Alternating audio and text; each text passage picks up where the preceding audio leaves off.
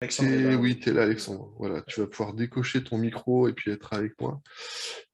Donc, Alexandre, il a un ministère qui a été évolué. Il est prof à la fac aujourd'hui de Vaux-sur-Seine. Il a un ministère d'enseignant, mais voilà, un cœur avec les églises, avec les frères. Et donc, c'est vraiment une chouette bénédiction.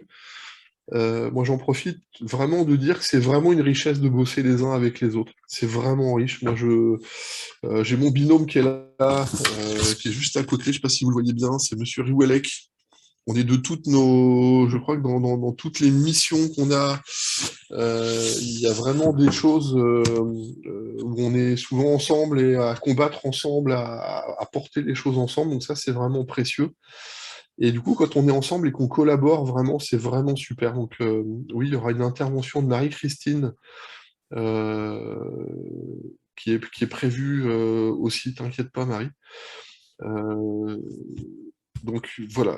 Alexandre, si tu as ton micro, je te laisse partager un petit peu quelle est ta mission, comment tu vis, qu'est-ce que tu as, le retour des églises, comment on peut prier pour elles, comment ça va. Alors Alexandre, c'est un vaillant guerrier parce que la semaine dernière, il était Covid et il était vraiment pas bien. Il a dû poser un petit peu. J'espère que ça va mieux, Alexandre. Ouais, merci, ça va mieux, beaucoup mieux. On a été Covidé, je pense, comme pour beaucoup. Enfin, je ne sais pas où vous êtes et ce que vous êtes, mais en région parisienne, en tout cas, il y a eu beaucoup, beaucoup de Covid qui s'est répandu un peu partout. Et nous, on a fait ça en famille, donc ça nous a évité les règles compliquées à la maison. Tout le monde l'a fait en même temps. Donc, il n'y avait pas de masque, on pouvait tous se contaminer, c'était sympa. Mais tout le monde va mieux, tout le monde va mieux par la grâce de Dieu. Là, ça va. Les enfants sont retournés à l'école aujourd'hui. Juliette va aussi mieux. Et le petit bébé, est-ce qu'il a eu le Covid ou pas? On ne sait pas. Ils sont en asymptomatique. Très heureux de pouvoir prendre ce temps avec vous. Effectivement, courtement, je n'ai pas vu les timings exacts, Patrick, donc que tu puisses me dire combien de temps. Bah, au moins 20 minutes, tu vois, un bon partage. Qu'est-ce que tu vis? Comment ça se passe? Quel retour des églises tu as? Comment on peut Ouais, organiser vos prières? Comment on peut se faire du bien les uns et les autres? Ça, on est vraiment. Si tu as des expériences, tu as des témoignages, des choses qui sont là, on veut présenter ton service aussi dans les ouais, qui est important. super. Alors, ce que je vous propose, c'est d'abord de vous expliquer peut-être, parce que tout le monde n'est peut-être pas au courant à la fois d'acte 2 et de Refocus, quels sont un peu les processus. Donc, de vous expliquer un petit peu comment ça fonctionne. Juste le temps que je retrouve. euh, que je retrouve. Euh, Attends, j'arrive.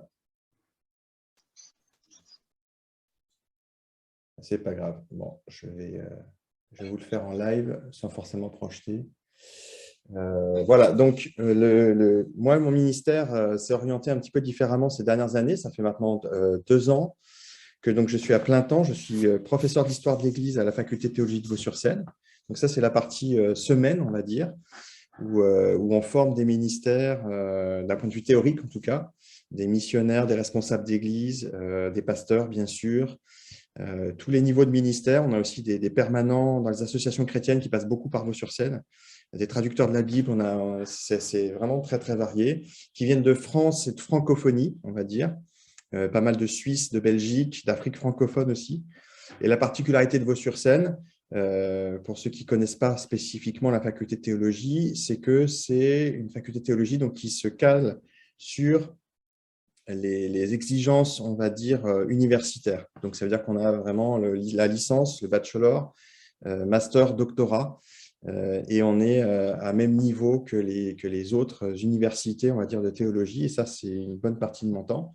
Et je me réjouis beaucoup de pouvoir donc former des ministères, aider des ministères avant qu'ils partent sur le terrain pour pouvoir leur donner tous les outils dont ils ont besoin. Mais il arrive que les ministères qui sont déjà sur le terrain soient plus ou moins en difficulté, mais puissent à la fois avoir des difficultés de deux ordres, et c'est là que Refocus, la méthode Refocus qu'on utilise, fonctionne. Souvent, on se focalise sur les ordres, sur les désordres, on va dire, liés à des épreuves dans l'Église ou des épreuves dans le ministère, mais il y a aussi beaucoup de désordres qui arrivent quand on a beaucoup de croissance. Et ça arrive aussi à pas mal de pasteurs qui ont des églises bénies, ça grandit et qui se retrouvent soit des gros projets de locaux, soit des croissances exponentielles où on ne sait pas trop quoi en faire et on ne sait pas trop comment la gérer. Et là aussi, donc Refocus, c'est un outil qui veut aider et former les pasteurs à pouvoir gérer ces choses-là. La meilleure manière de résumer Refocus, il me semble, au-delà de la méthode, qui est une méthode qu'on a adaptée avec un ami aux États-Unis. On faisait un point avec lui, ce qu'il vit aux États-Unis, c'est qu'on a remarqué en fait que, on va dire, il y a bien sûr, nous dans les milieux pentecôtistes, on a une théologie assez fouillée sur les différents ministères dons. Ce qu'on va appeler les 5 ministères dons, les 4 ministères dons. Je ne vais pas rentrer dans le débat aujourd'hui, de savoir si c'est le nombre effectif, mais enfin, en tout cas, il y a une grande variété de ministères. Je vais m'en tenir là. Mais il se trouve que dans la manière dont l'apôtre Pierre, en particulier, parle des ministères, eh bien, il montre dans sa première épître en particulier qu'il y a comme des lignes de force communes à tous ces ministères, des lignes de force qui se retrouvent dans tous les ministères et qui s'expriment selon les moments, les saisons de nos vies, les saisons de l'Église. Et je le résume ainsi, hein, vous pourrez refouiller ce texte-là de la parole de Dieu, mais c'est 1 Pierre au chapitre 5. Et 1 Pierre au chapitre 5, je vous le dis tel que je le lis, donc je l'ai pris une version qui insiste sur un verbe en particulier qu'on ne trouve pas toujours dans toutes les versions, mais qui dit ceci, c'est dans la Nouvelle Bible seconde, celle-ci, c'est cette traduction. « J'encourage donc les anciens », et là, nous, souvent, on va cataloguer anciens, mais vous allez voir qu'en fait, c'est plus large que ça. « J'encourage donc les anciens qui sont parmi vous, moi qui suis un ancien, dit Pierre, comme eux, un témoin des souffrances du Christ, ayant part à la gloire qui va être révélée. Faites paître le troupeau de Dieu qui est chez vous, veillez sur lui, non pas par contrainte, mais volontairement selon Dieu, non pas pour des gains honteux, mais avec ardeur, non pas en dominant comme des seigneurs sur ceux qui vous ont été confiés, mais en étant des modèles pour le troupeau. Et lorsque le maître berger se manifestera, vous obtiendrez la couronne inaltérable de la gloire. » Et ces versets-là, en fait, si on reprend la manière dont Pierre décrit le ministère pastoral au sens large du terme, le ministère au sens large du terme, il utilise trois lignes de force. La première, c'est le fait d'être un ancien, au sens large du terme. Qu'est-ce que ça veut dire? Alors, on peut parler après des anciens spécifiques, mais il me semble que là, il dégage une ligne de force spirituelle dans les ministères. Il parle, bien sûr, d'être un berger pour le troupeau. Et il y a un verbe ici qui est utilisé et qui a souvent été sous-traduit dans pas mal de versions protestantes, c'est le verbe veiller sur ou voir en avance les personnes, tout simplement parce qu'en grec, c'est le verbe épiskopos, donc qui a donné évêque. Alors souvent dans les traductions, nous protestantes, on a évacué un petit peu le mot évêque parce que c'est un vocable plus utilisé par les catholiques. Donc il y a trois lignes de force dans le ministère, quelle que soit la couleur ministérielle qu'on puisse exprimer. Il y a la valeur d'ancien, qui me semble se rattache à la valeur en fait, d'enseignement, de sagesse. Il y a la valeur d'être un berger, de savoir s'occuper des gens, de savoir les suivre, les conseiller, bien sûr, le troupeau. Et il y a la valeur d'être capable d'être un visionnaire ou de veiller sur les gens, mais c'est la capacité à voir en avance, à créer des plans en avance pour véritablement pouvoir, je vais y venir, s'appuyer dans toutes les saisons sur la parole de Dieu, sur la révélation du Saint-Esprit pour conduire le troupeau et choisir le bon chemin. Et l'enjeu, il me semble, donc, de ce que je vois aujourd'hui à travers Refocus, pourquoi il y a un tel besoin et qu'on voit, et je viendrai plus dans le concret juste après, pourquoi on voit vraiment un développement de Refocus et un développement de besoin d'aide, que ce soit dans le conseil pastoral, dans les thérapeutes chrétiens, que ce soit dans d'autres méthodes type Acte 2, voilà, on voit vraiment un énorme besoin. Eh bien, tout simplement parce que chaque saison de l'histoire de l'Église a permis une insistance, une révélation sur certains points théologiques différents. Et c'est une des marques d'ailleurs de ce qu'on appelle, nous, souvent les réveils. Les réveils spirituels, il y a souvent des manifestations de Dieu, bien sûr, du miraculeux, mais il y a aussi une redécouverte d'un point théologique majeur. Et je n'ai pas le temps de vous faire un cours d'histoire de l'Église en un quart d'heure, 20 minutes, ça sera trop court. Mais rapidement, vous pouvez bien sûr relire d'autres ouvrages. mais on voit de manière tout à fait claire que, par exemple, les réformes protestantes au XVIe siècle, c'est la redécouverte de la Bible au centre, bien sûr, et de la grâce seule, comme des points théologiques majeurs qui avaient été un peu oubliés. Je fais un grand saut dans le temps, le réveil pentecôtiste, c'est la redécouverte de l'action du Saint-Esprit comme une personne qui peut agir et qui peut vraiment manifester quelque chose d'extraordinaire de la gloire de Dieu. Et on voit que chaque réveil religieux a amené une insistance sur un point théologique ou un rôle particulier des pasteurs.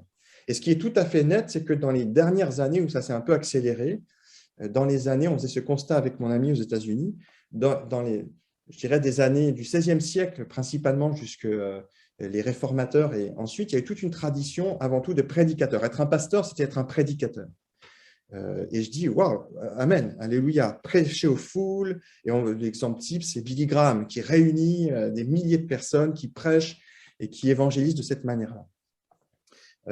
Dans les années 70-80, il y a eu un changement un petit peu de braquet dans les églises, et souvent on a insisté sur le fait d'être un pasteur, d'être quelqu'un qui prend soin des gens, d'être quelqu'un qui sait faire des visites. Et on a beaucoup insisté sur ces deux éléments-là, et moi-même dans ma formation, c'est ce que j'ai un peu retenu dans ma formation de pasteur, c'est il faut que tu saches prêcher, il faut que tu saches t'occuper des gens et de l'Église. Et ce qui m'a surpris, c'est que finalement, j'avais reçu très peu de formation ou de pistes pour savoir comment mener le changement, comment projeter et recevoir du Saint-Esprit et mener un changement dans l'Église. Et je voyais que tous les pasteurs quasiment se battaient un peu avec ça en disant j'essaye de mener au mieux, j'essaye de mener des projets, mais ce n'est pas toujours si simple de mener un projet, de mener le changement. Et il me semble que dans ces temps si particuliers, avec tellement changeants à tous les niveaux, moi, ma conviction, c'est que la prochaine chose que Dieu voudrait, que le Saint-Esprit voudrait mettre en avant dans les ministères, c'est cette capacité, quel que soit le type de ministère ou la couleur ministérielle qu'on a, cette capacité à mener des changements, cette capacité à être adaptable dans des contextes extrêmement variés, imprévisibles. Et pour cela, il faut l'apprendre et avoir des méthodes. Et c'est ce que Refocus apporte aux pasteurs. Le Refocus apporte aux pasteurs, en fait, on va dire des cours de gestion du changement et comment amener un changement dans l'Église, retrouver une nouvelle dynamique, comment amener des chrétiens qui peut-être sont sur leurs habitudes, peut-être sont découragés à les faire revenir à cette passion pour faire des disciples, à cette passion pour retrouver un zèle vraiment pour amener l'Église plus loin.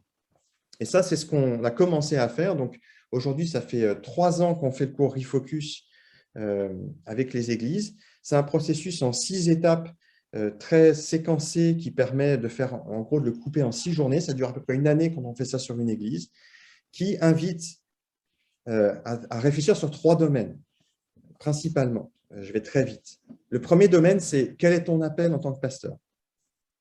Quel est ton appel en tant que ministère? Est-ce que tu te sens à l'aise dans ce que tu fais? Est-ce que tu te sens bien dans ce que tu fais? Est-ce que ton appel, tu l'as trouvé? Est-ce qu'il est clair ou est-ce qu'il n'est pas du tout clair? Et ça, on travaille avec les pasteurs, naturellement, à le redéfinir, à le travailler dans la prière, dans l'écoute du Saint-Esprit. Le deuxième aspect, c'est est-ce que tu sais qui est ton Église?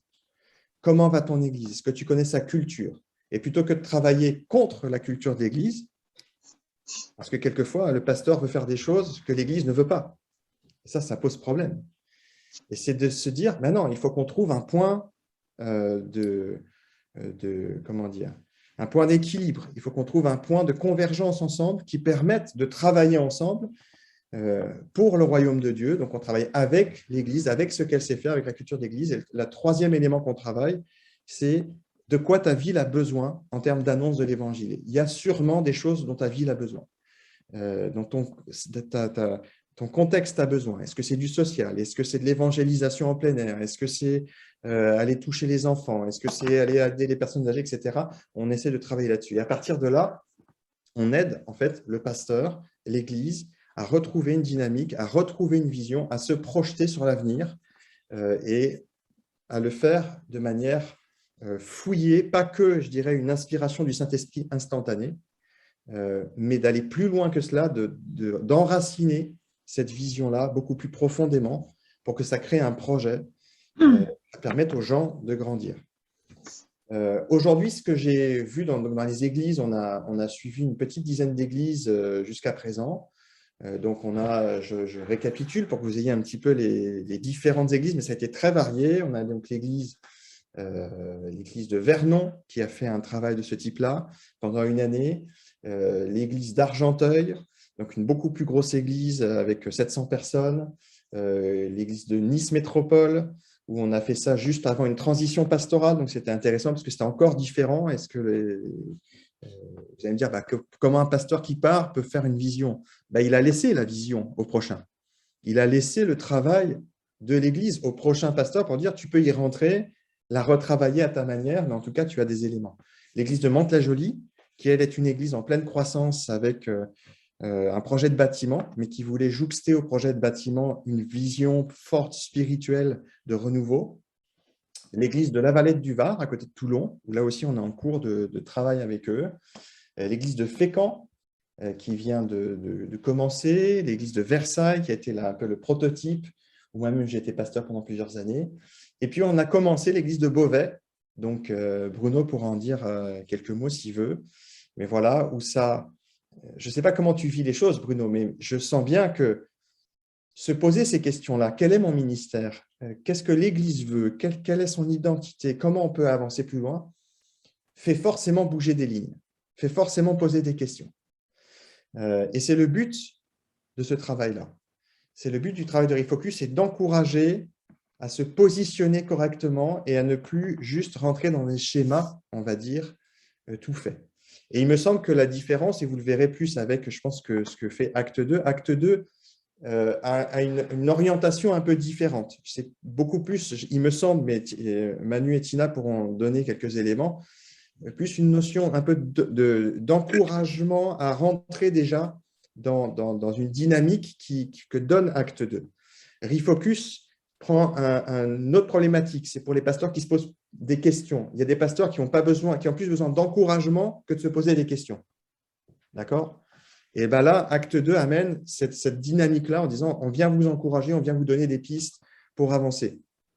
Mais il y a des pasteurs qui disent moi, c'est tellement le brouillard que j'ai besoin de me poser pendant un certain temps et de me poser les bonnes questions. Et ça, Refocus encourage plus à cela. Aujourd'hui, donc pour donner un petit peu des résultats, ce que j'ai vu dans les églises, ce qui pour moi est très encourageant, il y a deux notions. La première notion, c'est que j'ai bien senti que dans les églises qui ont avancé, ça a fait beaucoup de bien au ministère de se poser les bonnes questions, de eux-mêmes oser se dire, est-ce que je suis à ma place dans cette église? Est-ce que mon ministère est plus de type, effectivement, évangéliste, pastoral, docteur, prophétique, etc. Quelle est exactement ma couleur ministérielle? Donc, de prendre le temps de se poser ces questions-là. Ça fait aussi beaucoup de bien aux églises parce que ça a permis de mieux se connaître dans les équipes et d'éclairer des moments difficiles justement pendant le Covid, en se demandant quelles sont les bonnes décisions à prendre. Est-ce qu'il faut continuer ou pas tel projet? Est-ce que c'est un projet de Dieu ou pas?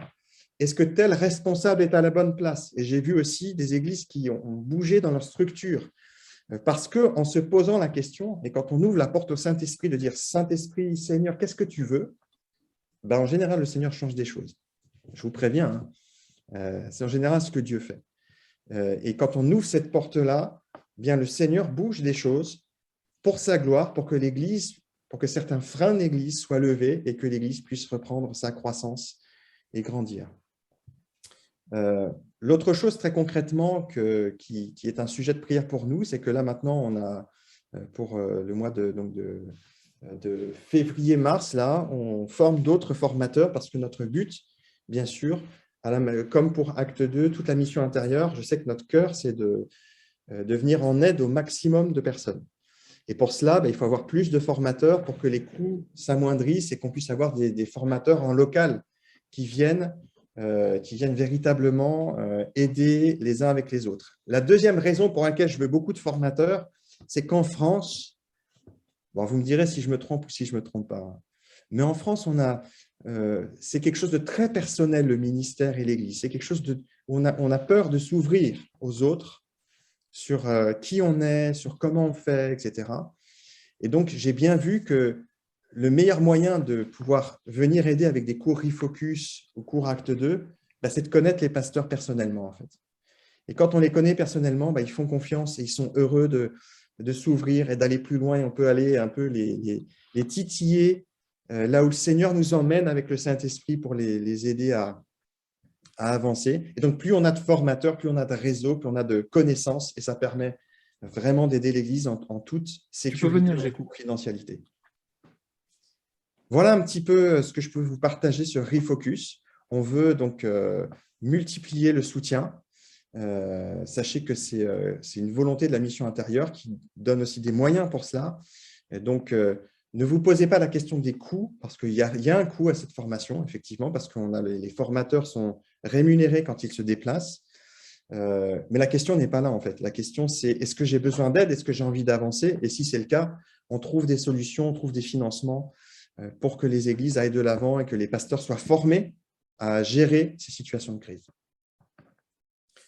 Je laisse la parole s'il y a des questions ou des demandes de prière.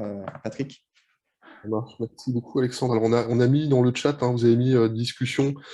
Il y a un site sur lequel la mission intérieure a mis toutes ses ressources. Donc, c'est labox.church. Vous trouvez ça sur Internet, labox.church. Donc, il y a une page spéciale avec Refocus. Donc, vous avez les coordonnées d'Alexandre. Quand vous passez par ici, vous contacterez directement Alexandre. Alors, combien ça coûte? Moi, j'ai envie de... Je vais rebondir sur une phrase que j'ai discuté tout de suite avec Bruno, là. Si l'éducation coûte cher, l'ignorance coûte encore plus cher. Donc, quand on se dit combien ça coûte de réfléchir sur l'Église, son ministère et tout ça, à un moment donné, ça peut prendre un peu de temps, quelques finances, mais en tout cas, ne rien faire, ça coûtera de toute façon toujours plus cher que d'engager une vraie démarche. Donc, faites-le. Avec l'équipe, on avait pu aller aux États-Unis, on a vu des églises, on a eu des témoignages, donc c'était des formations, il y avait quasiment 600 églises qui étaient réunies. Et ce qui était vraiment étonnant, le frère, quand c'était Acte 2, je fais un lien, c'est pareil, c'est Acte 2. Et quand on réfléchit en fait, à redynamiser, revitaliser son église, il y avait quasiment donc 600 églises qui étaient là. Et ce qui était vraiment étonnant, c'est que le frère qui avait donc écrit Acte 2, qui est Alton Garrison, il a dit, moi je suis fils de pasteur, j'ai vu mon père toute sa vie surfonctionner pour que l'église aille bien et ne pas trouver les clés pour que ça marche. Et en fait, il a déployé son zèle pour Dieu, des fois, parce qu'il y avait un process, il y avait une action, il y avait une organisation qu'il ne mettait pas en place. Et à un moment donné, Alton, il a dit, c'est pas possible, Seigneur, il faut vraiment que tu m'aides. Et c'est vraiment conduit par le Saint-Esprit que cette action a été menée. Et on a eu des témoignages comme un gars qui disait, moi, j'étais une église de 50, c'était une église de province, enfin, d'une petite ville dans certains grands États. Et le même bonhomme, la même prédication, la même église, on a envie de dire tout est pareil. Il y a un avant le processus et après le processus, et 2-3 ans plus tard, ils sont passés de 50 à quasiment 300 parce qu'il y a un accompagnement, il y a une réflexion, puis c'est pas une question de partage de l'évangile, on prêche l'évangile, mais à un moment donné, il y a quelque chose qui est là qu'on ne saisit pas.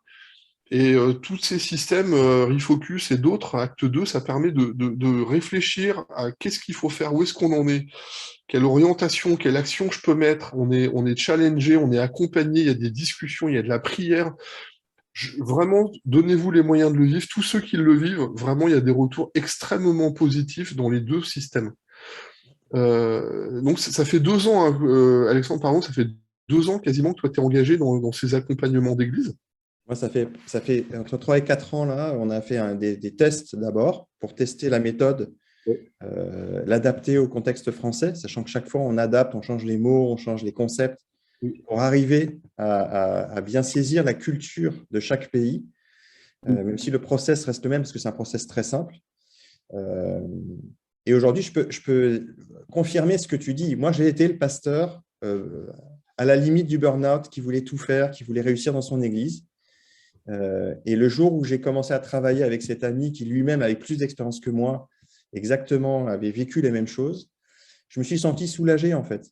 Parce que d'un seul coup, j'ai compris que j'avais plus besoin d'être le Superman qui faisait tout, mais que je pouvais, et le Saint-Esprit me demandait vraiment, au contraire, de séquencer mon travail, d'organiser mon travail avec mes équipes et d'aller étape par étape, parce que le temps de Dieu, ce n'était pas le temps d'Internet. que le temps de Dieu, c'était plus le temps de la nature, qu'il y avait des saisons et qu'il fallait avancer pas à pas. Et je suis convaincu qu'en fait, il y a une espèce de toute façon, de regard entre la bonne santé du ministère que vous traitez particulièrement là, dans ce temps de jeûne et prière et de la bonne santé des églises. C'est-à-dire que souvent, si une église va mal ou une église ne va pas bien, c'est souvent que le ministère ne va pas forcément très bien, mais qu'en fait, si on traite l'église et que ça va bien, eh bien, en fait, il faut en même temps traiter le ministère et inversement. On peut aussi aider un ministère personnellement qui est en crise, mais si on ne trouve pas les solutions pour que son église aille mieux, quelle que soit l'orientation qu'on prend et qu'on ne soit pas conseillé, ben en fait, on finit par prendre des bonnes décisions, mais on ne traite pas le mal dans son ensemble.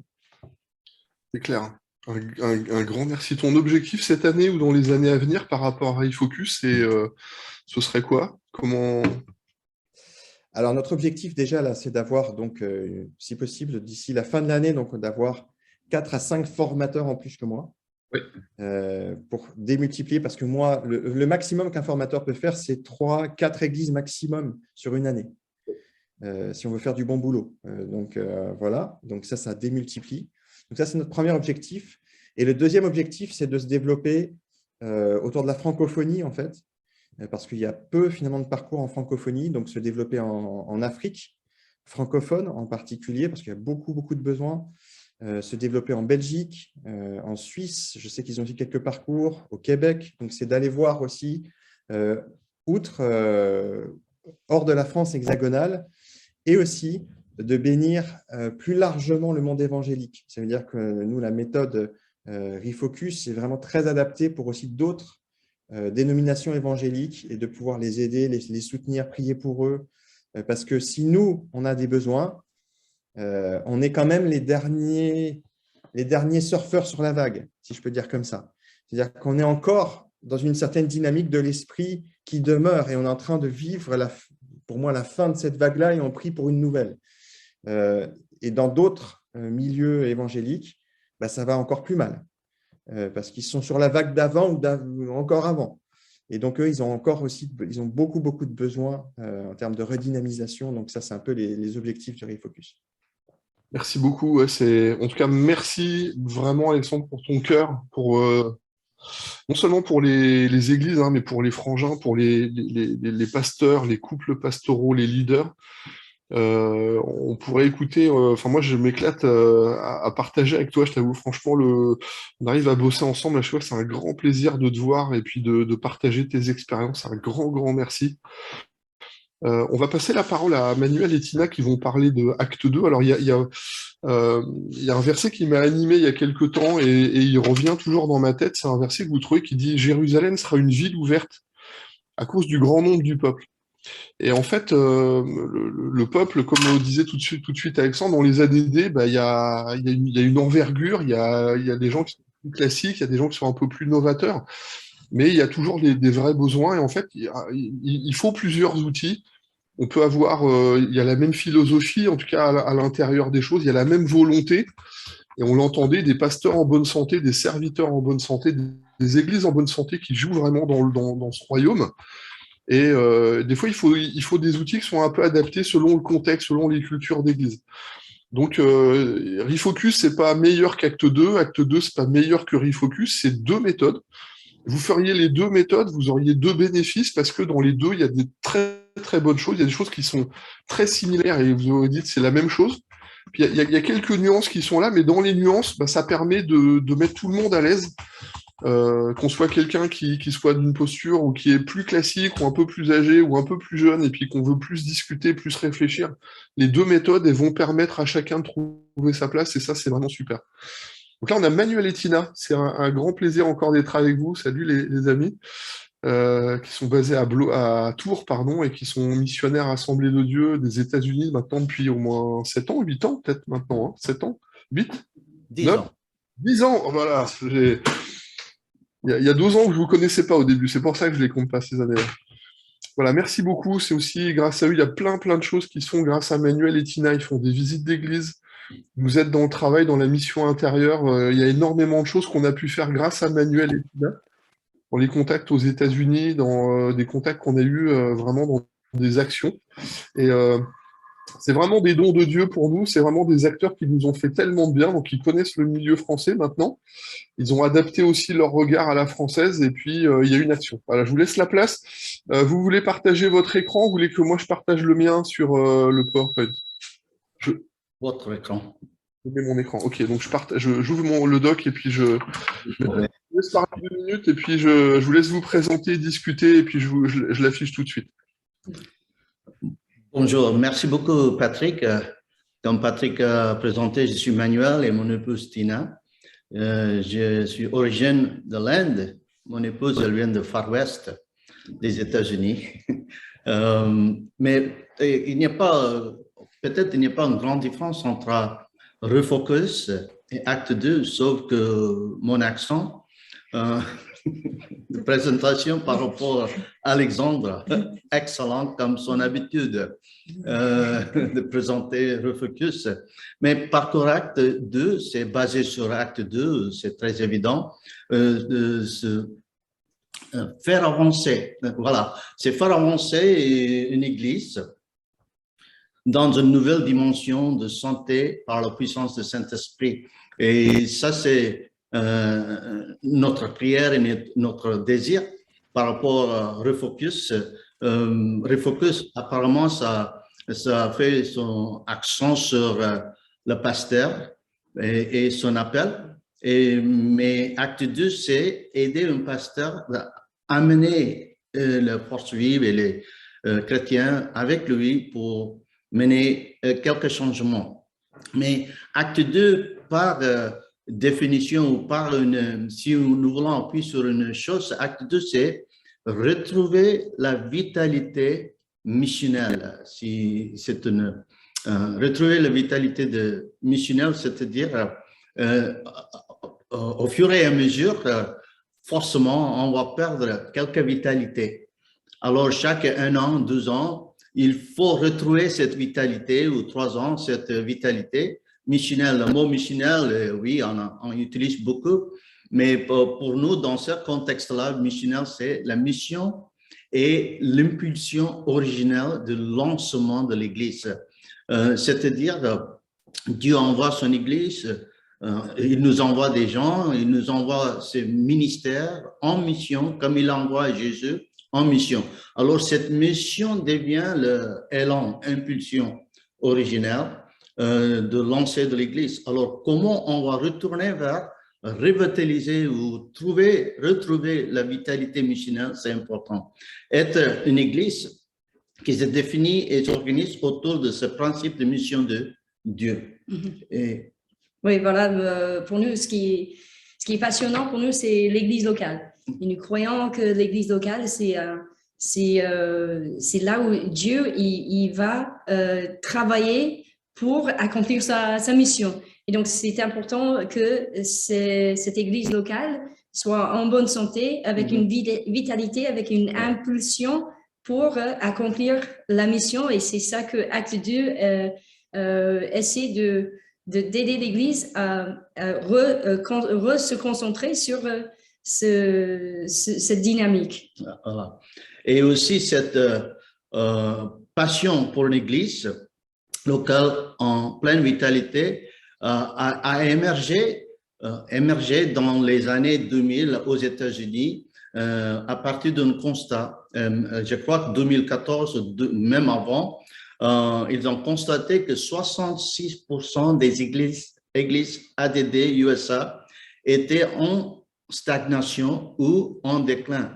C'est-à-dire, 2/3 de notre église n'étaient pas dans le chemin d'avancement. Alors, les régions et les mouvements ont constaté qu'est-ce qu'on peut faire.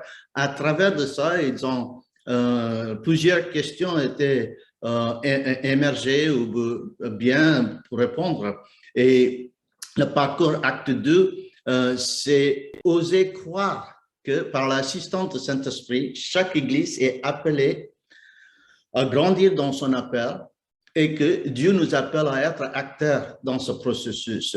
Alors, comment on peut amener les responsables ou bien le CA et tout dans notre église avec le pasteur comment on peut croire, oser de croire avec l'assistance du Saint-Esprit, on peut aller en avant. C'est la passion que nous pousse. En fin de compte, c'est le pasteur et l'Église devient le moteur de ce parcours-là. Un processus, acte 2, c'est un processus qui vise à renforcer l'Église locale dans le domaine spirituel, relationnel et inévitablement numérique, tout en se basant sur acte 2 et en s'appuyant sur la présence de Saint-Esprit. Et c'est vrai, le processus, c'est pas beaucoup plus différent que Refocus, mais le processus ici, nous avons des équipes, une équipe de pasteurs expérimentés accompagne le pasteur et les responsables de l'église locale dans une réflexion. Comme Alexandre a dit et Patrick a dit, ils s'appuient sur une réflexion ensemble. Ça dure 4 week-ends sur une période de 6 mois à 1 an. Il est souhaitable quand même de regrouper au minimum 3 églises pour une séance. Donc, là, ce qui différencie vraiment Acte 2, c'est la pédagogie. L'idée, c'est de rassembler les forces vives de l'Église pour une discussion autour des questions fondamentales. Donc, l'équipe de pasteurs expérimentés qui accompagnent, ils vont mettre un cadre. Ce cadre, ça suit un processus des questions qu'on va poser. Donc, on n'arrive pas avec un modèle tout fait, on n'arrive pas avec les réponses, mais on arrive avec des questions et ça donne un cadre de réflexion. Donc, il y a un processus, on pose des questions, on favorise les échanges, la discussion et la réflexion. Et vraiment, la force de cette idée d'acte 2, c'est la participation des forces vives. Donc, si je comprends bien, Refocus, ça se concentre un peu plus sur les pasteurs sans être trop caricatural. Et acte 2, c'est vraiment comment amener les forces vives, les responsables, les gens qui ont de l'influence dans l'Église à être les acteurs responsables de l'Église locale. Donc, c'est vraiment l'appropriation par l'ensemble des responsables et des gens qui sont des acteurs importants dans l'Église à poser ces questions, à ouvrir une discussion, un échange qui peut amener à un changement. Et le contenu, dans le sens, si on peut donner quelques exemples des questions qu'on se posera, c'est, j'ai mis 5 questions, je vais vite aller dans chaque question. Première question, c'est, on va poser, par exemple, comment entrer en contact avec de nouvelles personnes. Comment ça, c'est une des questions clés dans le sens qu'il faut équiper chaque chrétien de comment entrer en contact avec de nouvelles personnes. C'est-à-dire, peut-être, on peut faire la formation de développer une relation ou bien une amitié avec les non-chrétiens.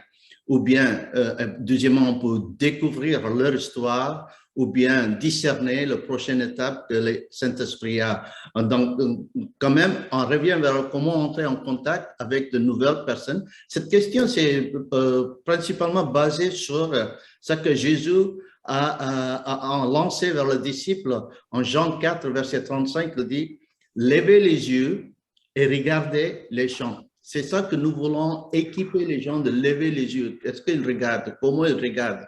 Et regarder les champs. Et la deuxième question, ça va aller vers comment les accueillerons, nous, quand le nouveau qui vient, comment on va les accueillir. Ça, c'est important. L'accueil, c'est pas seulement le travail de l'accueil, mais l'accueil, ça implique tout le monde. Alors, on va poser des questions. Comment les accueillerons-nous, les nouveaux? Et quand on va faire une réflexion sur ça, et ça va évidemment refléter nos valeurs. Est-ce que nous sommes une église remplie d'hospitalité, amitié? Ça va développer quelques valeurs en fin de compte. Et troisièmement, comment allons-nous les enseigner à suivre Jésus et orienter les gens vers, s'ils sont nouveaux, ils sont en recherche, on va leur envoyer à travers d'un parcours découvert pour découvrir la foi chrétienne ou bien la foi évangélique.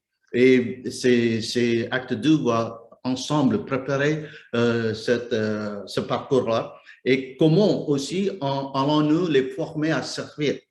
C'est la seule manière de grandir les gens ou bien suivre Jésus et de former les gens à servir le servant. Et ça, c'est une manière de grandir et une manière d'appeler les gens d'engager à servir Jésus et suivre Jésus.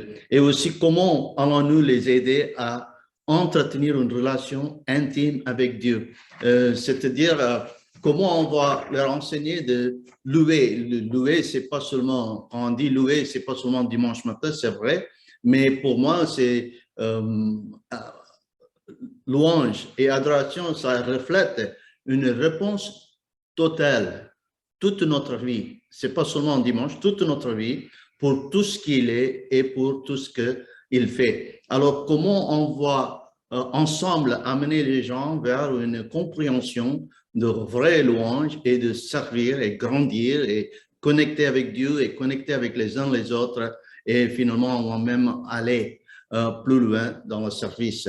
Et la dernière chose que je voudrais vous laisser avec, si vous voulez suivre quelles sont la totalité de ce parcours pour le feuille de route de chaque week-end, vous pouvez voir, comme on a déjà affiché sur acte2.fr, le programme. Voilà, c'est ça que nous aurons aujourd'hui. Nous n'allons pas entrer dans les détails. Ouais. Mais... Oui, en gros, c'est prendre le temps de s'asseoir et de se poser des questions et de faire ça dans un environnement qui est encadré.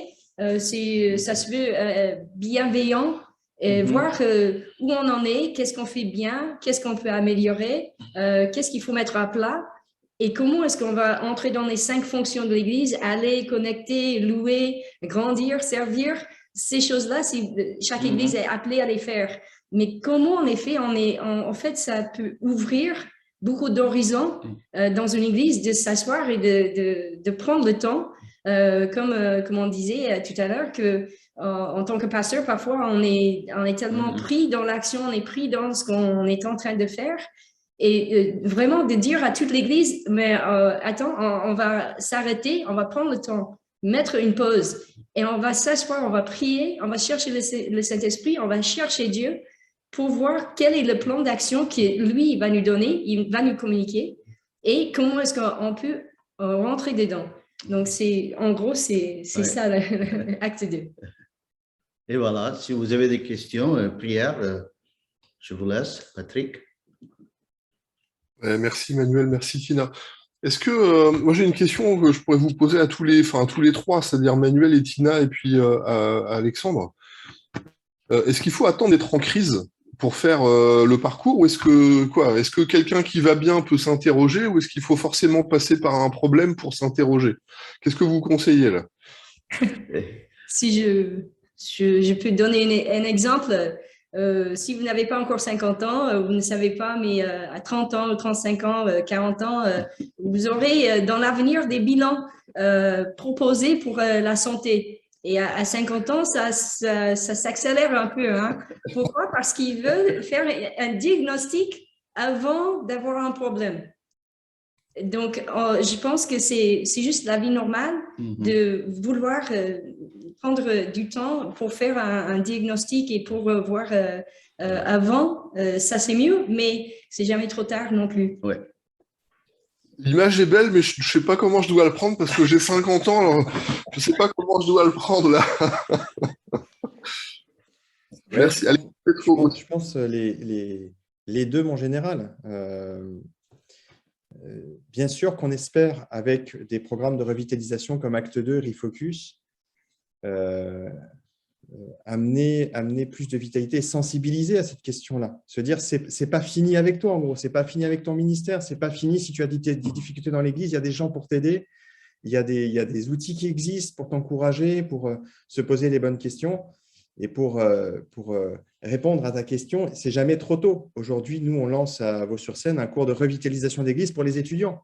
Parce que je suis convaincu que plus tôt un jeune pasteur est sensible à ces choses-là, connaît au moins toutes les méthodes qui existent en France et puis dit, je vais en fonction de mon église, de mon contexte, je vais utiliser telle ou telle méthode pour aller bien et pour que mon église aille bien, c'est le mieux. Plus vite on sensibilise à ça, avant 50 ans. Mais en même temps, la réalité, on ne va pas se mentir, Dieu connaît nos faiblesses. Hein. C'est que souvent, on est obligé de se prendre un mur ou une crise pour être capable de se poser ces questions-là. Parce que on a tous vécu ces moments où on nous a appris comme ça, on nous a dit qu'il fallait faire comme ça. Nous-mêmes, on est nourris dans notre identité par certaines manières de faire. On est rassuré par ça. Et puis, quand il y a une crise, ou dans l'église, ou personnelle, ben, on se tourne vers les autres, on se tourne pour demander de l'aide, et puis heureusement, on trouve de l'aide aujourd'hui. J'en suis convaincu. Donc, les deux sont possibles, même si on essaye, c'est mieux d'éviter la crise. On est d'accord, ça évite un peu de casse personnelle ou un peu de casse, beaucoup de casse dans l'église. Mais aujourd'hui, si on ouvre les yeux, c'est la réalité de cet élément-là, sachant que c'est quelque chose qu'on essaie de nous développer sur Refocus en particulier, c'est-à-dire qu'on a étendu, par exemple, notre parcours, pour le dire autrement. On n'a pas que la méthode, on est en train de développer des outils aussi avant pour faire des check-ups, justement. Est-ce que je suis prêt à mener un changement? Est-ce que je suis prêt à vivre cette revitalisation? Est-ce que mon église est prête à être revitalisée? Parce qu'on ne va pas se mentir non plus, ce n'est pas des solutions toutes faites qui marchent à tous les coups. Il faut que les gens d'église soient prêts, il faut que le couple pastoral soit prêt à mener le changement et à se battre pour voir des choses changer. Et puis, on a une phase maintenant qu'on développe sur du suivi après. Parce qu'après, tu as des combats, parce que tu vis la revitalisation, tu te bats pour amener des nouvelles personnes. Et puis, des fois, tu es un peu tout seul, ou il y a des gens, c'est étonnant, hein, mais dans l'église, quand on bouge un peu les chaises ou qu'on bouge, que ça remue, ça peut créer des réactions. Donc, le but, c'est d'être là aussi sur l'ensemble. Donc, nous, maintenant, on développe un parcours même sur une dizaine d'années, en fait, hein, pour quand on aide une revitalisation. Et je sais que c'est le cœur aussi de Tina et de Manu. C'est plus que des méthodes. C'est vraiment avoir avant tout, moi j'en suis convaincu, des formateurs, des pasteurs, d'expériences qui ont à cœur juste de coacher, d'aider, d'écouter, avec des professionnels aussi de la relationnelle. On a besoin de toute cette atmosphère. On dit un microcosme. On a besoin de tout cela pour que les églises aillent bien, que les pasteurs aillent bien. Merci beaucoup. Merci les amis. Je crois que c'est important de le faire. Je donnais l'exemple du check-up, parce que du coup, ma Tina m'a piqué là, avec son check-up des 50 ans. Là. Ce soir, on aura Eric et Rachel Dufour avec nous. Moi, j'ai eu la chance cette année de faire un bilan de couple avec Nathalie, avec mon épouse. Je l'ai fait au bout de 20 ans. Je vous avoue franchement que j'aurais préféré commencer au bout de 2 ans de vie de couple et puis le faire tous les 10 ans. Ça nous permet de garder les bonnes questions dans la tête, etc. Et en fait, on pense que quand ça va bien, on n'a pas besoin de toucher à grand-chose. Donc en réalité, ça nous aide à être vraiment pertinent, comme on dit, le faire église le faire. Donc quand on se pose les questions, quand on incorpore les gens, dans les églises dans lesquelles moi j'ai travaillé, il y avait des fois des rotations, c'est 20% de l'église qui se renouvelle chaque année. Et donc en fait, ce qu'on a l'impression d'avoir dit à l'église, ceux qui sont arrivés dans les 2 dernières années l'ont jamais entendu. Donc comment est-ce qu'on fait pour ramener ces choses?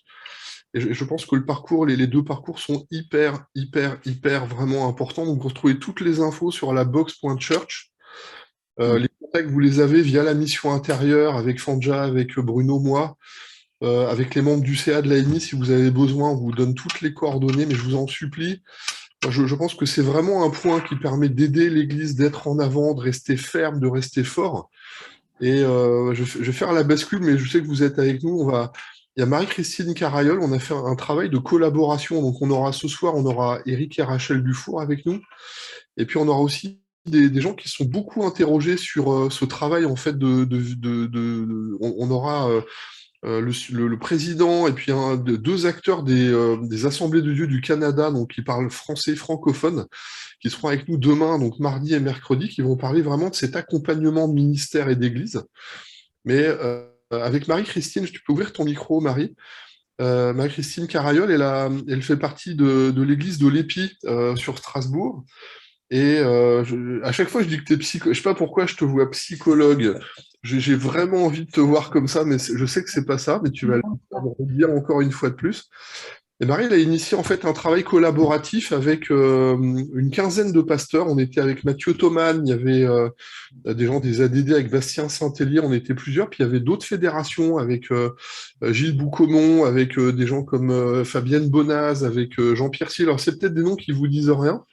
Mais dans les milieux évangéliques, c'est vraiment des gens qui, à un moment donné, mettent des choses. Il y a vraiment un gros travail. Et Marie-Christine a sorti un ouvrage complet qui s'appelle sur la collaboration pour dire qu'on est plus fort à plusieurs, mais je vais te passer la main. Et je veux vous dire que tout l'ouvrage qui a été rédigé donc, par Marie est édité cette année et que on aura la chance avec la mission intérieure et dans le congrès, donc l'ouvrage sera distribué à tous les pasteurs, à tous les ministères au congrès national. Hein, ça, c'est une action qu'on a portée, qu'on a réussi à faire grâce à Marie. Le livre a été écrit, je vais te laisser parler de la collaboration, mais le livre sera distribué, donc Marie sera avec nous au Congrès national au mois de mars. Il y aura une occasion pour vraiment la présenter et puis voir un peu le boulot. Donc, elle travaille dans l'Église avec une autre façon un petit peu, mais je vais te laisser, je te laisse un moment, je pense que c'est mieux que ce soit qui parle de ton travail. Ouais, ça marche. Super de parler de travailler avec toi, Marie, et avec d'autres. Voilà, je te laisse parler aussi de ton travail qui fait renouveler les... Voilà, je te laisse. C'est super, merci beaucoup. Je vais aussi vous partager mon écran du coup pour que vous puissiez aussi mettre des petites images sur ce livre parce qu'on a voulu faire un... Je pense que c'est bon, vous voyez tout? Voilà. On a voulu aussi faire un beau livre à offrir parce que c'est un livre outil dont j'espère les pasteurs et les responsables d'église vont se servir régulièrement.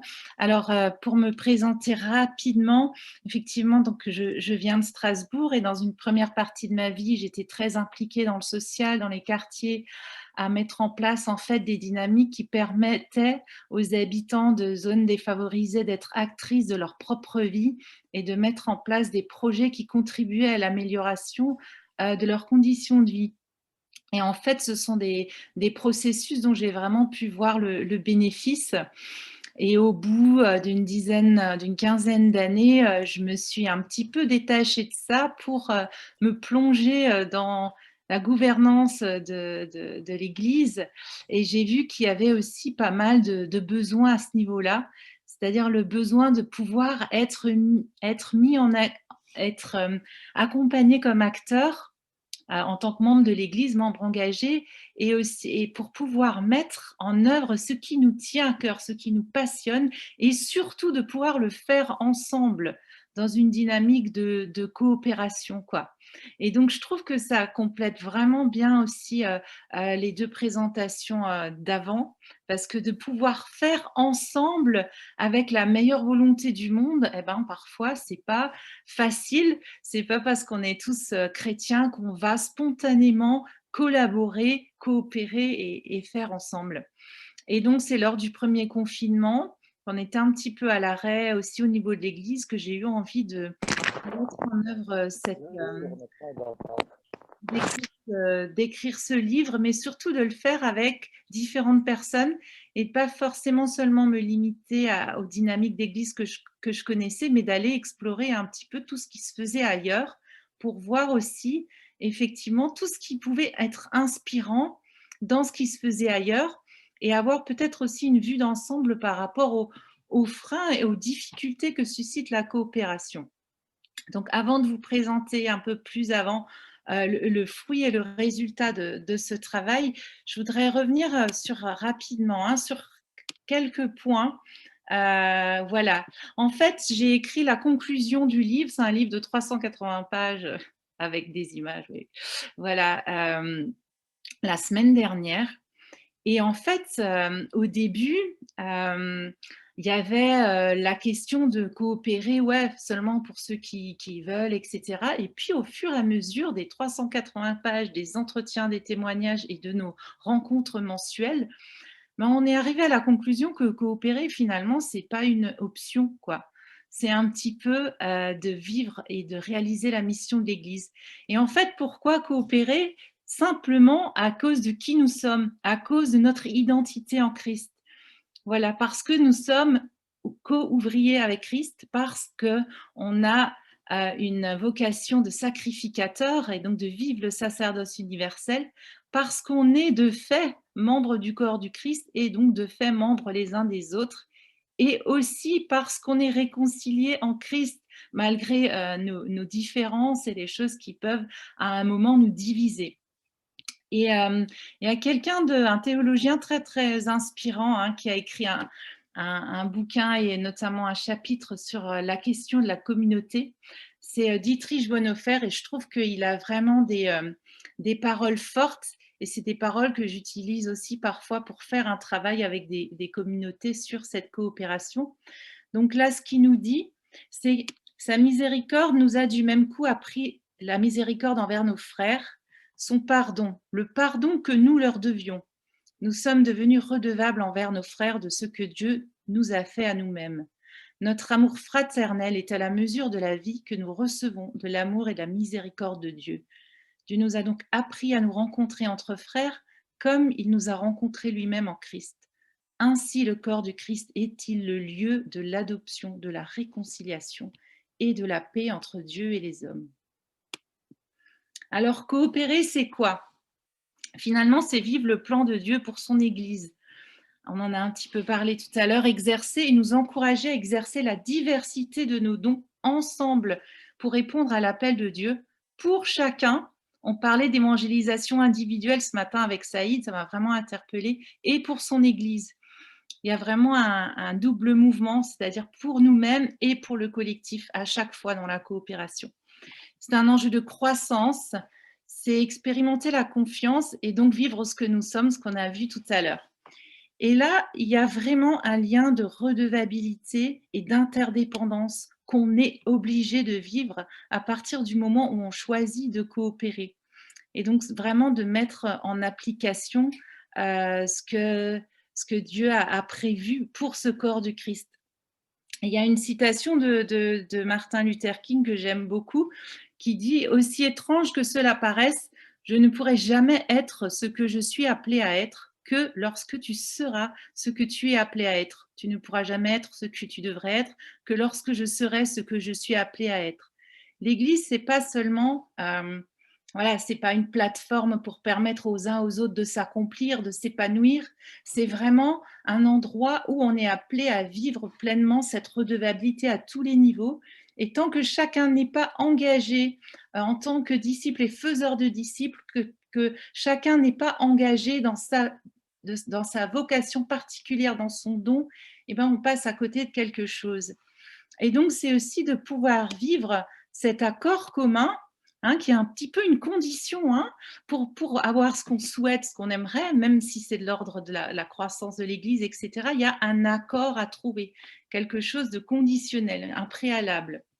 Il y a aussi tout ce principe de participation, d'exhortation mutuelle, le principe de soumission mutuelle aussi qu'on vit dans la coopération en mettant en place par exemple des processus de prise de décision dans l'un ou l'autre domaine qui sont soumis aussi aux décisions des uns et des autres en fonction de leurs fonctions diverses.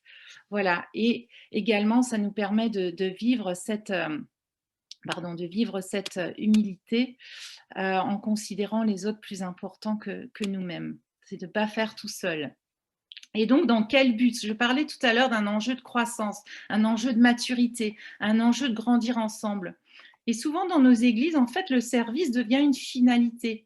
On se dévitalise, on perd du sens, on perd de l'énergie parce que servir, faire, devient une finalité, alors que servir, et d'autant plus servir ensemble, c'est vraiment un enjeu de maturité spirituelle. Et en fait, quand on coopère, on ne peut plus contrôler, on ne peut pas contrôler les autres, on ne peut pas contrôler effectivement ce qu'ils vont faire dans ce qui relève de leur part. Et donc, on est obligé d'apprendre à vivre selon l'esprit. On ne peut pas non plus seulement compter sur sa propre empathie, hein, qui est quand même très, très limitée, pour coopérer par notre bonne volonté. Et effectivement, le but aussi, c'est que personne ne se glorifie, c'est qu'on évite les divisions, hein, parce qu'effectivement, nous sommes tous ensemble, nous faisons partie du même corps, qu'on le veuille ou non. Et puis, en même temps, on ne peut pas nous-mêmes, de nous-mêmes, exclure une partie des gens avec qui nous serait plus difficile de coopérer ou qui ravivent peut-être certaines blessures ou qui vont à l'encontre de nos besoins. Voilà. Et le but aussi, c'est pour lui rendre gloire, hein, donc là, afin que tous ensemble, d'une seule voix, vous rendiez gloire au Dieu et Père de notre Seigneur Jésus-Christ. Et en même temps, cette unité-là nous permet de répondre à la mission que Dieu nous confie, afin que tous soient un, pour que le monde croie que tu m'as envoyé. Et finalement, comment coopérer? Alors effectivement, dans le livre, on a plein d'outils de facilitation, on a plein de petites méthodes, etc. Mais c'est vraiment pas le centre. Le centre, c'est vraiment le renouvellement de la pensée et peut-être un changement au niveau des croyances. C'est Christ qui nous permet de coopérer. Ce n'est pas par nos propres forces, volontés ou compétences. Voilà. Et une dernière citation de Dietrich Bonhoeffer, il nous dit: Jésus seul rend possible cette communauté. Sans lui, c'est vraiment la guerre entre Dieu et les hommes et guerre des hommes entre eux. Sans lui, il nous serait impossible de reconnaître les hommes comme nos frères et d'aller à eux. Notre moi nous barre la route vers Dieu et vers nos frères. Mais cette route barrée, Christ l'a ouverte, de sorte que les siens peuvent désormais vivre en paix, non seulement avec Dieu, mais aussi entre eux. Il leur est donné de s'aimer, de s'entraider, de devenir un seul corps. Mais encore une fois, cela n'est possible que grâce à Jésus-Christ. Lui seul crée notre union, lui seul constitue le lien qui nous lie ensemble. Il reste à jamais le seul médiateur qui nous rend à Dieu et à nos frères. Donc on a vraiment besoin de Jésus, de s'approcher de Jésus pour vivre cette coopération. Et pour terminer, en croyant que nous avons tout reçu en lui. Nous avons déjà tout, Christ a tout accompli. Et l'apôtre Paul, qui voyait et qui naviguait entre des églises complètement dysfonctionnelles et complètement dingues au niveau de leurs défis, il disait quand même ça dans Romains, il disait: mes frères, je suis personnellement convaincu que vous êtes remplis de bonnes dispositions, pleinement au courant de tout ce qu'il faut faire et capable de vous conseiller les uns les autres. On a déjà tout. Même si on a besoin de coups de pouce, c'est pour ça qu'on a les différents ministères, comme Acte 2, Refocus, etc. On a déjà tout avec aussi les différents ministères. Donc, pour en revenir au livre, donc ce livre est vraiment issu d'un cheminement. C'est-à-dire, j'ai voulu en fait créer une coopération autour du livre, interdénominationnelle et aussi un vrai travail de groupe, pour qu'effectivement ce ne soit pas juste issu de ma pensée, de mes expériences et de ce que j'avais envie de partager. Et donc assorti de pas mal de témoignages de ce que les gens vivent dans les églises, de ce que les gens vivent sur le terrain, sans langue de bois, pour vraiment pouvoir aussi pointer à la fois les difficultés, mais aussi les ressources et là où les enjeux se situent, quoi. Et puis donc dans ce livre, on a aussi des exercices, des questionnements, pour nous aider nous-mêmes en tant que responsables d'église au niveau individuel à se positionner et aussi pour faciliter ce travail de groupe de conscientisation et d'action. Voilà. Alors, là, par exemple, j'ai mis un petit exemple de qu'est-ce qui nous permet finalement plus facilement de nous poser des questions et de favoriser la conscience et aussi le partage. Par exemple, lors de l'apéro de la coopération et lors de tout le cheminement de recherche-action, j'ai pu, et puis on a pu à plusieurs aussi, partager des outils qui facilitent le dialogue. Et on voit qu'avec certains outils, parfois, effectivement, on rentre beaucoup plus facilement on va dire, au cœur du problème, on rentre beaucoup plus facilement et puis on se voit aussi vivre, agir, etc. Donc l'idée, c'est vraiment d'avoir pas mal d'outils qui nous permettent de dire: ah ouais, là, il faudrait peut-être que j'aille travailler ce point-là ou qu'on travaille ce petit point-là ensemble en conseil, et de nous poser aussi et d'avoir des temps de travail vraiment de qualité et des temps de travail où on partage aussi nos cœurs à cœur et on n'est pas seulement dans le faire et dans le technique. Voilà, par exemple, à qui je m'identifie dans cette image, avec qui j'ai envie de coopérer là, pourquoi, avec qui j'ai vraiment pas envie de coopérer, et puis voilà, quel est mon défi personnel autour de la coopération cette année. Voilà, si on avait eu un peu le temps ça aurait été intéressant de se mettre en binôme, en trinôme, et très facilement, déjà, on se rend compte que, on n'est pas tout seul, des fois galérer ou avoir voilà, on a tous nos défis, on a tous des enjeux, et surtout, on peut s'encourager, on peut prier les uns pour les autres, on peut partager ces espaces de confiance, et ensuite pouvoir aussi les vivre dans notre Église petit à petit, et que ça devienne une culture d'Église. Alors justement, là, je veux montrer un petit peu le schéma global. Ce livre présente vraiment un cheminement individuel et collectif. C'est-à-dire, il y a quelque chose qui va se passer au niveau du leader, au niveau de sa prise de conscience, de sa déconstruction. Il y a une transformation qui va se passer de sorte à ce qu'à un moment, ils se disent, il va falloir qu'on bosse ensemble parce que là, on n'y arrive plus. Il va falloir qu'on coopère. Et donc là, il va y avoir un certain nombre de choses qui vont se passer, mais que le leader va choisir intentionnellement, notamment de vivre la vulnérabilité parce qu'il va y avoir une proximité qui va se faire avec les membres de son conseil et aussi avec les membres de l'Église, puisqu'il va commencer à cultiver l'authenticité, l'échange, le feedback, la redevabilité. Il va y avoir des espaces où on va oser la confiance, on va oser le partage, on va oser dire peut-être, voilà, j'ai été blessée, j'ai été affectée, et je te demande pardon, voilà ce qui se passe pour moi lorsque, voilà, il y a telle et telle chose, etc. Donc vraiment de pouvoir commencer à choisir de vivre de cette façon-là, de manière authentique déjà entre soi et Dieu et ensuite entre soi et les autres, et de rester congruent, c'est-à-dire de rester sur sa ligne intentionnelle, même si finalement en face parfois, au niveau des églises, eh ben, certaines personnes auront plus envie d'avoir quelqu'un qui décide pour eux, quelqu'un qui prend voilà, des décisions, qui fasse autorité, pas forcément de la bonne façon, etc., mais de rester vraiment intentionnel. Et ça va avoir un impact finalement sur l'action du responsable d'église qui va petit à petit mettre en place des choses qui vont faciliter peut-être l'expérimentation, la prise d'initiative, l'accompagnement des gens qui ont envie de mettre les choses en œuvre, la coordination de toutes les personnes qui ont envie d'exercer leur ministère dans et hors de l'église.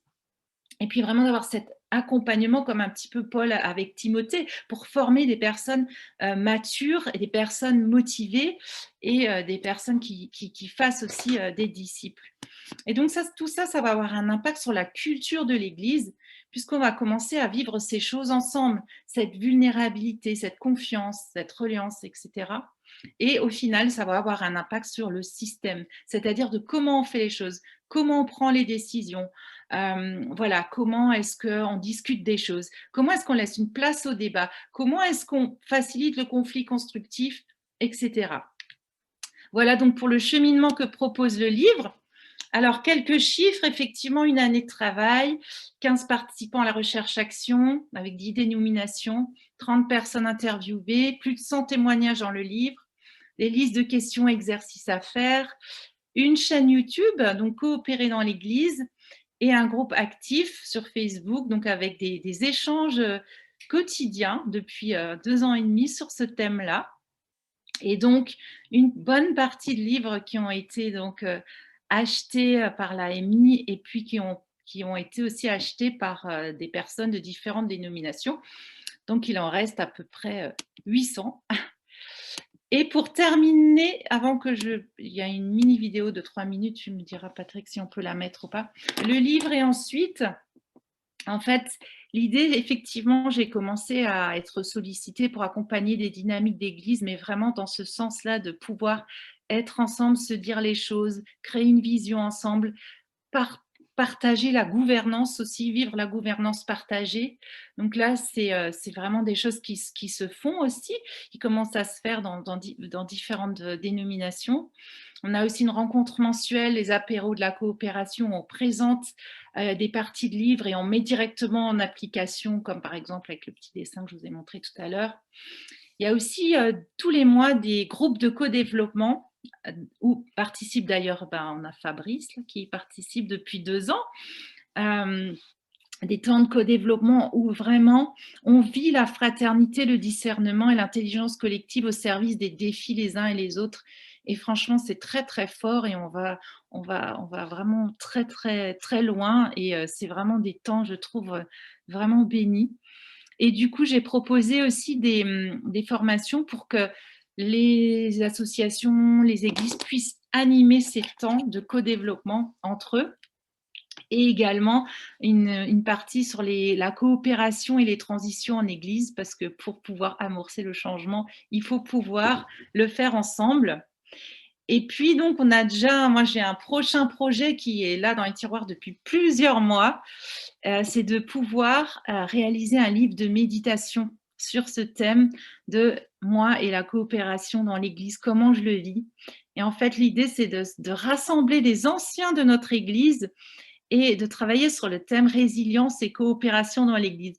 Comment, au travers des difficultés qu'ils ont vécues dans l'Église au niveau relationnel, ils ont pu grandir avec Dieu. Et ça, c'est vraiment quelque chose que j'ai envie de démarrer dès que je peux, par le biais d'ateliers aussi d'échange et d'écriture. Et voilà, donc encore un site pour acheter le livre. Et pour terminer, je vais arrêter de partager, je vais retourner ici et je vais aller là. On a 3 minutes. Le découragement. Est-ce que vous entendez? Un témoignage personnel, mais les gens qui me paraissaient les plus éloignés de moi. Mais on ne voit pas la vidéo. Il faut que tu partages l'écran. Excuse-moi, Patrick, qu'est-ce que tu dis? On entend la vidéo, mais tu n'as pas partagé l'écran. La vidéo, on ne la voyait pas. Ah, alors attends. C'est bizarre. Partager l'écran. Ah ouais, ok. Voilà. Là, vous voyez? Ouais, c'est bon. Ah, donc ça, c'est sur moi. Non, mais laisse sur moi, laisse sur moi. Patrick. Non, mais c'est une blague. Vas-y, mets la vidéo. Vas-y. Pour les gens avec lesquels... Non, mais tu peux le mettre depuis le début, Marie. Vas-y. Non, pas depuis le début. Non. Vas-y. Non, pas depuis le début. C'est très bien. Étonnamment, c'est peut-être un témoignage personnel, mais les gens qui me paraissaient les plus éloignés de moi sont les gens avec lesquels je me suis rendu compte que la collaboration serait la plus fructueuse parce que justement, on était très complémentaires.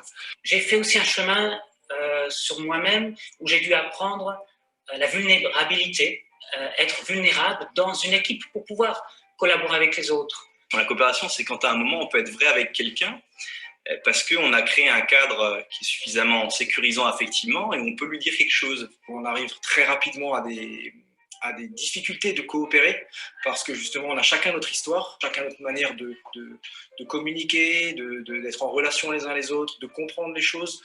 Comment est-ce qu'on peut collaborer? Comment est-ce qu'on peut améliorer son travail en étant plusieurs? C'est surtout un chemin d'humilité, de vivre le défi de la coopération. C'est apprendre que les autres ont des choses à m'apprendre, des choses à dire, des choses qui complètent ma pensée, mes réflexions. Et en fait, c'est une grande richesse. J'ai entendu plusieurs personnes qui viennent de différents milieux, de différentes sensibilités chrétiennes, de différentes familles d'églises chrétiennes. Et déjà, j'ai été ultra enrichi de voir qu'on a les mêmes fardeaux, le même amour pour qu'on soit une église qui soit en bonne santé relationnellement. Et en même temps, ils m'ont interpellé sur des choses que moi-même, je ne voyais pas. Même si on travaille en équipe avec un conseil d'église, avec un conseil pastoral, si j'ai envie de pouvoir donner mon avis sur tout, à un moment donné, ça bloque les bénévoles dans ce que le Seigneur leur demande de faire. La complémentarité, on la voit partout finalement dans la Bible, et notamment plus encore peut-être dans le Nouveau Testament. Je pense que ce texte de 1 Corinthiens 12 avec le corps, la complémentarité les uns avec les autres, et on ne peut pas se passer ça. On en est convaincu, et en même temps, le vivre, c'est un vrai défi. Est-ce qu'il n'existe pas finalement un autre type de relation qui n'est pas basé sur la compétition, mais qui est basé justement à contrario sur la coopération? On aurait tendance dans notre quotidien à sortir de la coopération parce qu'on veut aller vite. Et c'est bien d'aller vite parce qu'on est dans un monde qui bouge et on a besoin aussi d'avancer. Mais en même temps, on aurait tendance à prendre ça comme une méthode toute faite et de dire, bah, tiens, prenez ce bouquin, il va faire révolutionner votre vie personnelle et votre vie d'église. Mais en même temps, c'est pas ça. Mais ça nous permet par contre de nous re-questionner.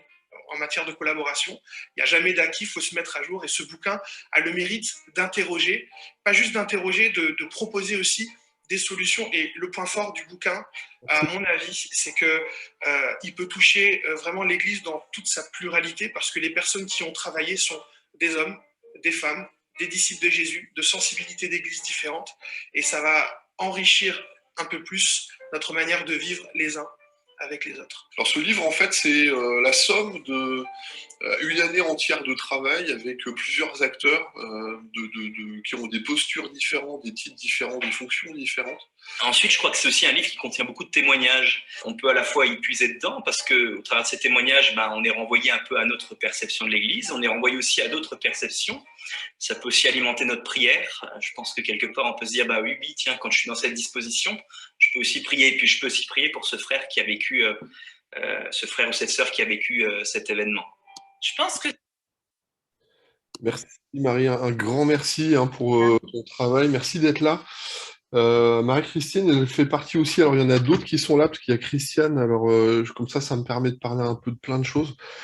C'est un super boulot. Donc je rappelle le livre qui est là, donc avec la mission intérieure, on a fait une commande vraiment pour tous les ADD. Et donc le livre sera distribué au Congrès national pour tous les pasteurs. C'est vraiment un ouvrage qu'on veut remettre entre toutes les mains. Dans le livre, vous allez trouver toute une partie biblique. Vous allez retrouver aussi des compétences, il y a des témoignages, il y a des outils pour réfléchir personnellement, il y a des outils pour développer la collaboration dans l'Église. Voilà, c'est énorme. C'est vraiment un livre ressource. C'est pas seulement quelque chose que vous lisez, il n'y a pas que des témoignages, il y a vraiment plein de choses. Marie-Christine fait partie aussi de ces gens qui accompagnent, qui bossent avec la mission intérieure. Il y a Christiane Enamé qui est là aussi, qui font partie des gens qui, dans les actions de la mission intérieure aujourd'hui, travaillent, donc notamment pour les accompagnements comme la formation leader-serviteur. Marie-Christine fait partie de ces gens qui nous aident et qui permettent vraiment de donner des questionnements, des postures du travail, qui est très complémentaire aussi au travail qu'on a présenté juste avant. Je veux vraiment te remercier, Marie, pour ce boulot. Je sais que Marie, elle intervient aussi dans les églises à la demande, en tout cas, pour refaire en fait des points. Il y a aussi d'autres domaines tu me corriges, mais je crois qu'il y a eu des gestions de conflits, il y a des compréhensions. Les ateliers de co-développement, on réfléchissait avec Marie pour les mettre en place avec la mission intérieure. Donc, c'était un des outils qu'on voulait lancer cette année avec Marie-Christine, avec Marie, pour vraiment pouvoir permettre à aussi d'être ensemble, vivre des temps vraiment précieux de partage.